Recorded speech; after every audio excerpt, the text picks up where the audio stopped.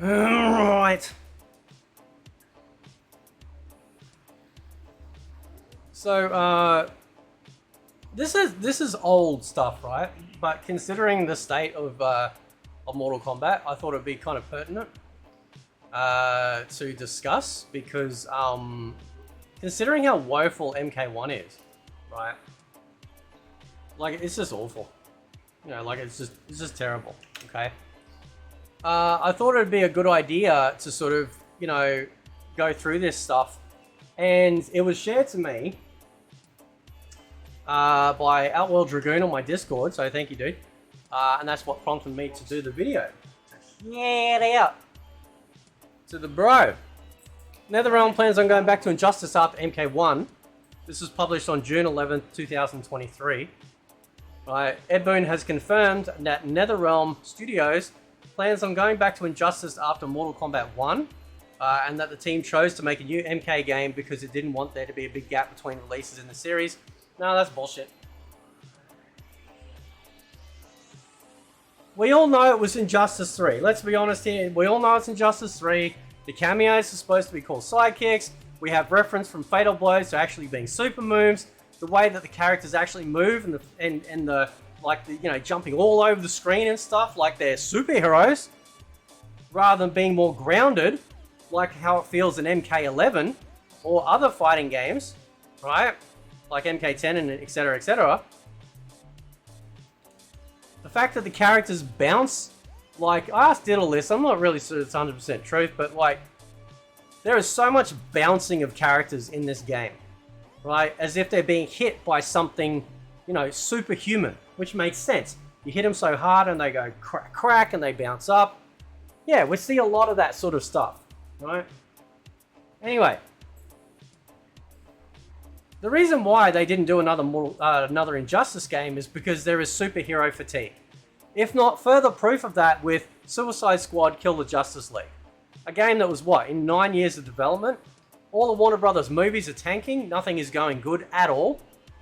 I mean, they actually read the room, which is interestingly enough a good thing, and thought, if we put out an Injustice game now, it's not going to sell.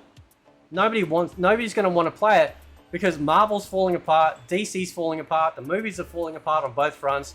Nobody's interested in superhero crap anymore. Look what happened with Spider-Man 2, right? Absolute failure of a game. Because after you get into it, you start to find all the woke nonsense, all the stuff that doesn't make sense, all these massive changes, you know, the whole bait and switch, which they love to do, you know, from all the woke lefties out there. And they thought, well, no, Mortal Kombat sells more than Injustice, so we'll take what we've been doing and we'll do that, right? That's what they were going to do. This game, in case anyone is wondering, this game doesn't feel like Mortal Kombat. It feels like another game, and somebody has modded Mortal Kombat onto the top of it, right? Ever since the release of Injustice in 2013, followed by MK10, NetherRealm Studios had a reliable pattern of alternating between the two series, which led many to assume that Injustice 3 would be Studios' next game. Well, yeah, it was. After MK11, as the recent reveal of MK1 shows, that didn't end up happening. Again, for the reasons I stated, right? Now, this I call bullshit on here. Replied saying that the move to Unreal Engine 4 and the impact of COVID are the main reasons why the studio has been quiet for so long. How come every other fighting game developer was able to put out a stellar product? Street Fighter and Tekken 8, right? Because they didn't just start working on Tekken 8 last year, right? It would have been a few years in development, especially built from the ground up on Unreal Engine 5, right? How come everyone else could do it? What the hell were the 4 years spent working on? What was it spent working on?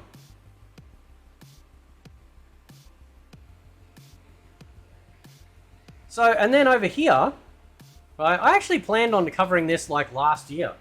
I actually had this very webpage open and I had a thumbnail made for it at the time. I ended up never getting around to doing it, right? And it was basically like, yeah, like Ed Boon, I don't think Ed Boon has the passion for Mortal Kombat anymore, to be honest. I don't think he has a passion for it, and he certainly doesn't have a team of people that seem to understand what Mortal Kombat is. Okay? This is the reason why a lot of us OG players really feel the loss of John Tobias. Because John Tobias' vision is what kept us engaged in Mortal Kombat. Sure, there was the combat and the fatalities and the special moves and the character design, but John's vision of this universe is what kept everything together. It's why it felt like we had a good legacy, even all the way up to MK4 and Gold, that went into 3D character models, but we still kept the legacy of the combat, the overall sort of like feeling of the storyline and stuff like that. I have issues with MK4, but you know, and I think I've covered that before, but anyway. Right, but this thing's very pertinent.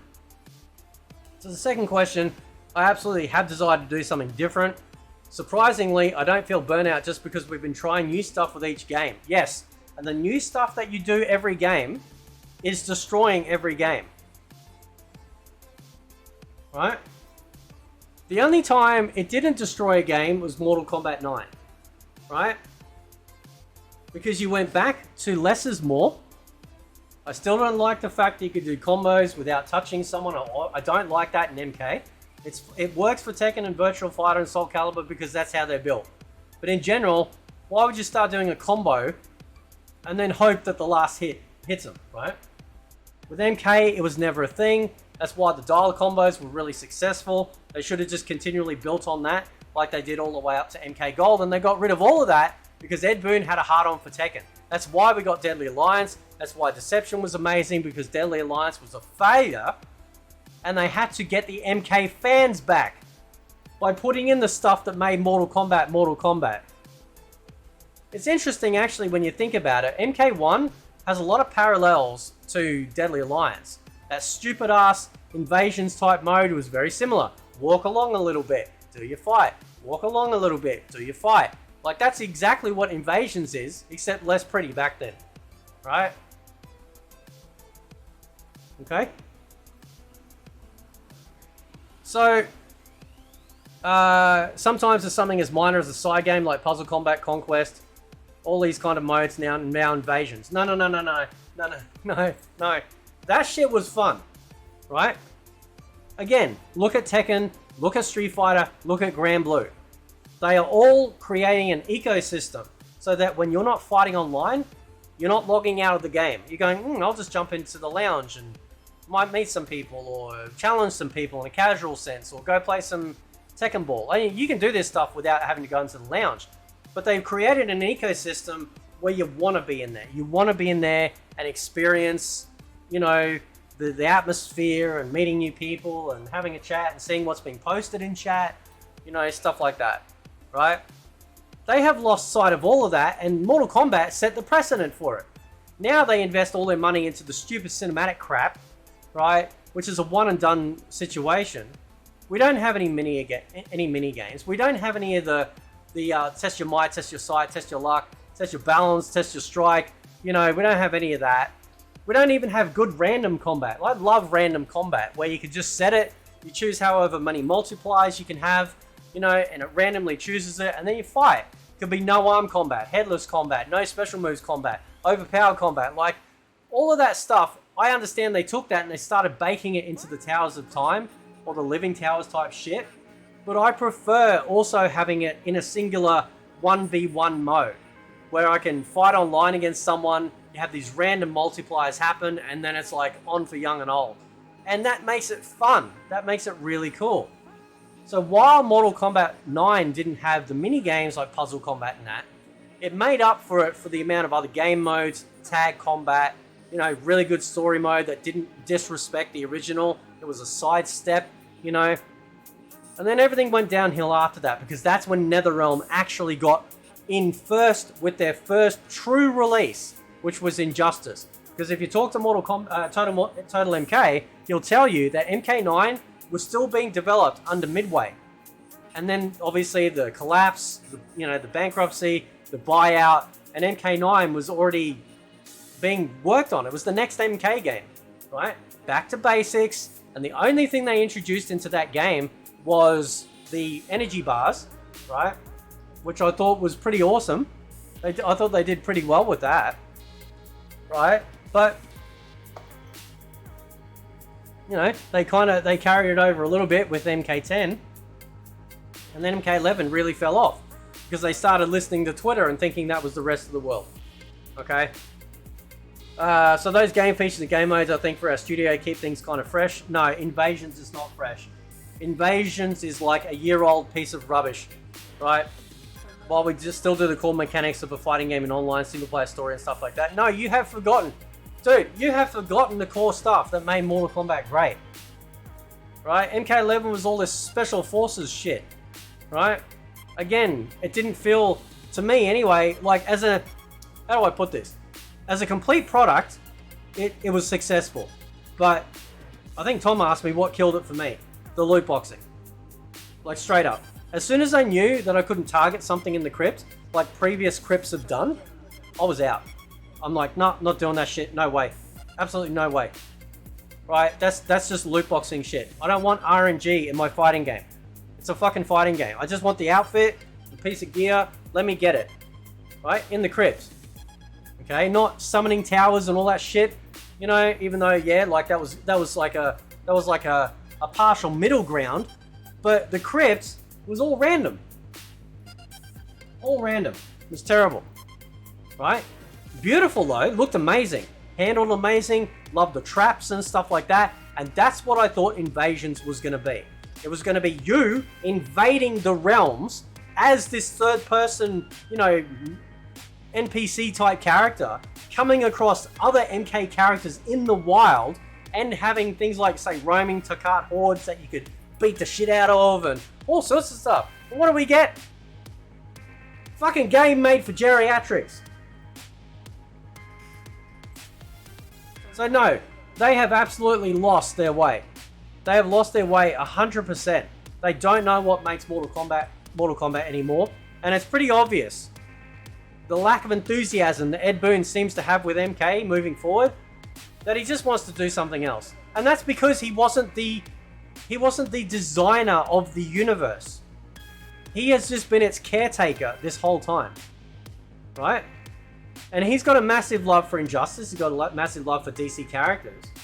Maybe that's the strength. Maybe, I've said this before, maybe NetherRealm should make a monster fighting game. They seem to be very good at creating like all of these guest characters, these monster type characters from other franchises. Put them in a fighting game. Make your own MonsterVerse fighting type game, right? Then you can still do Injustice. You can still do your monster ones. It's still fresh. It's still exciting. But I think it's time for Mortal Kombat either to go back to John Tobias, because he's still co-owner, right? Like you'll notice, like it's never owner of Mortal Kombat. Ed Boon is creative director, but it will never say that he is the it never says that he's the creator of Mortal Kombat. He's the co-creator, which means that John Tobias, I'm going to assume, still has a lot of legal rights. And probably making money off it as well, still, because it's his baby. He wouldn't have been that stupid to walk away and go, yeah, I'm not making this shit anymore because I don't agree with your vision. But you're not getting out of it scot-free, right? It's his baby. I would sell it back to him, or give it to like some Japanese developer that understands that putting your customer first and what makes them happy is the most important part to making any product out there. And if you do that, then you end up with Tekken 8 or Street Fighter 6 or Granblue Fantasy vs Rising. You end up with games that satisfy the core base, that give them a lot to do. There are some issues with Street Fighter 6 that I don't know if I've made a video on it, but I don't like the monetization stuff in it. But it is a welcome change from 5, but also not as well, right? So there's that difference there for me, right? But yeah, that's I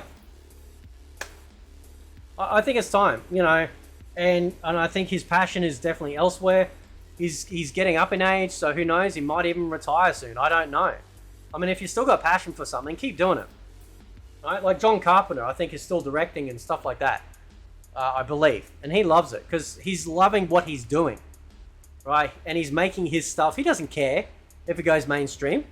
That's what I love about John Carpenter, because he's like, no, this is my vision, and that's it. A lot of John Carpenter influence from his movies in Mortal Kombat 1 which a lot of us OG people, especially guys like John Tobias, have gone on record and said, yeah, we've pulled from this. You know, and that's what I love about it too. But anyway, guys, I'll leave it there. Let me know what you think. Catch you next time.